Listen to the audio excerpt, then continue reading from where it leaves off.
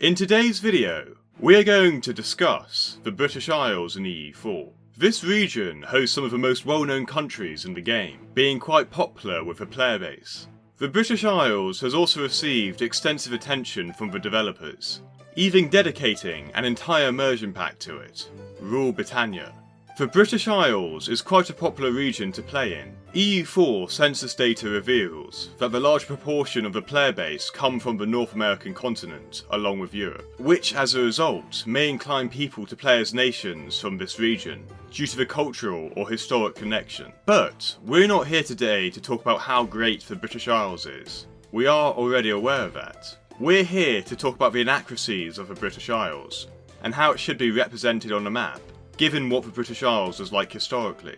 Now granted, Paradox can't add all the suggestions I like, because it will simply be too much effort for the dev team, and they'll need to simplify it for the game to be workable. Regardless, today you're going to find out all the interesting parts about the British Isles, which will work great, because for some reason, EU4 players love to hear about the small countries as they are fun to play with. I've done a few map region videos in the past, so make sure to vote on the next region in the comments, and subscribe so you don't miss out. Maybe I'll do a video on your region next.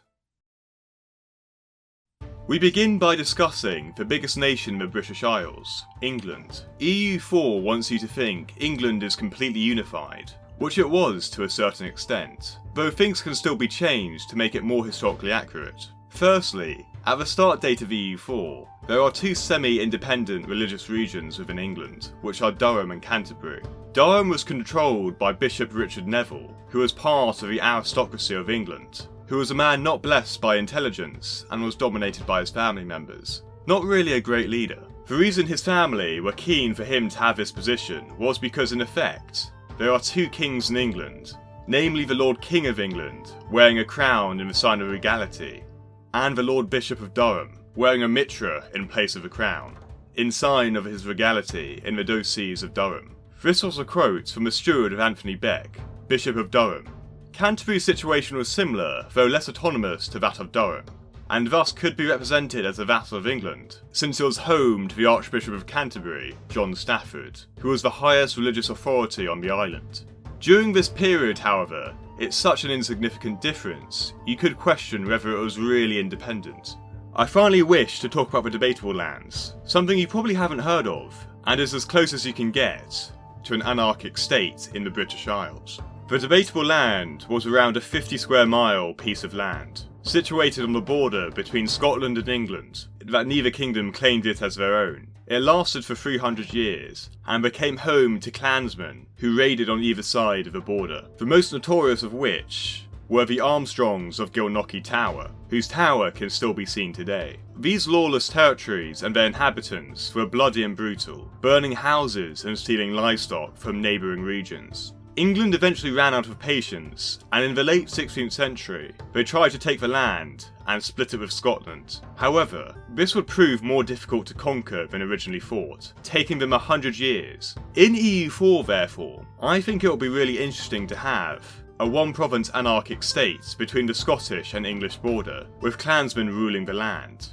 where they could have a special feature where they can raid both the Scottish and English for ducats, and it would trigger raiding events for the Scottish and English campaign. What do you guys think though? Let me know in the comments. We now move on to the country next to England, Wales, which is a lot more complicated than what you see in the EU4 map. We'll first address the Marcher Lords, set up by William the Conqueror in 1066.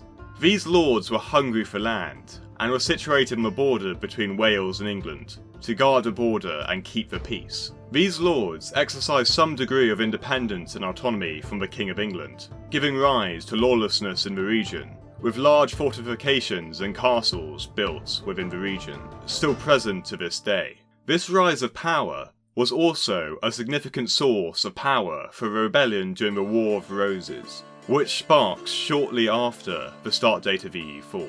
Given the partial independence of this region, it could perhaps be represented as a vassal to the King of England. The second country I wish to discuss is Wales, a region which 40 years before the start date of EU4 was in a full swing rebellion against their English overlords. The Welsh were led by their national hero, Owain, which even their English king recognised as the Prince of Wales. However, the Welsh rebellion was quelled in 1415, leading to the discrimination of the Welsh princes by the English, up to the start date of EU4. Therefore, although maybe you could slightly argue that Paradox could recognise Wales in some way, it's probably best to leave Wales as it is. Going north from Wales, we now talk about Scotland, which is represented relatively accurately for the most parts, especially with the addition of the Isles, in the Rule Britannia update not too long ago. What should be noted though, is that the Lords of the Isles had actually inherited the county of Ross, and therefore had far more land than depicted in game. Some more flavour could probably be added to the Isles as well, as they were the third biggest power in the British Isles. They had their own council, which sat on an island in the middle of a lake, to discuss affairs of state. Although they were vassals of the Scottish, they made an underhand deal with the English during the 15th century. When it was exposed, it was seen as a clear threat to Scottish power, and the Isles were eventually taken out. I actually made a detailed video about this nation, which you can check out if you want to know more. Another very small thing that may not be worth adding, but still worth mentioning, is the Jarl of Orkney, controlled by William Sinclair. This was, for a time, partially independent, but around the time of EU4, the King of Scotland had considerable control over it, and William Sinclair gave it up eventually. A few arguments of vassal islands could be made for a few places, like the Channel Islands and the Isle of Man. However, I don't personally believe anything should be changed about these places, as they are very insignificant in the grand scheme of things, and probably wouldn't add much to the game, unlike some of the other suggestions I've made. The final region of the British Isles we are going to discuss is Ireland.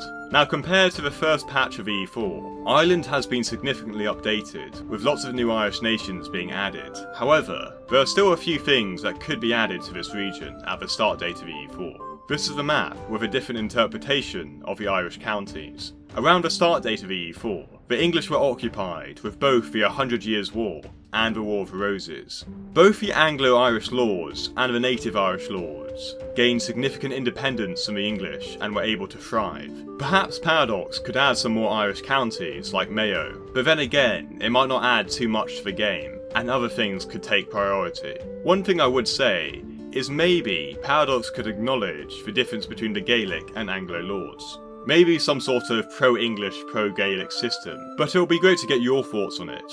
If you're interested in playing with a more accurate map, then there are lots of EU4 mods out there, although someone please make the debatable lands, so I can play as a British Isle anarchy state.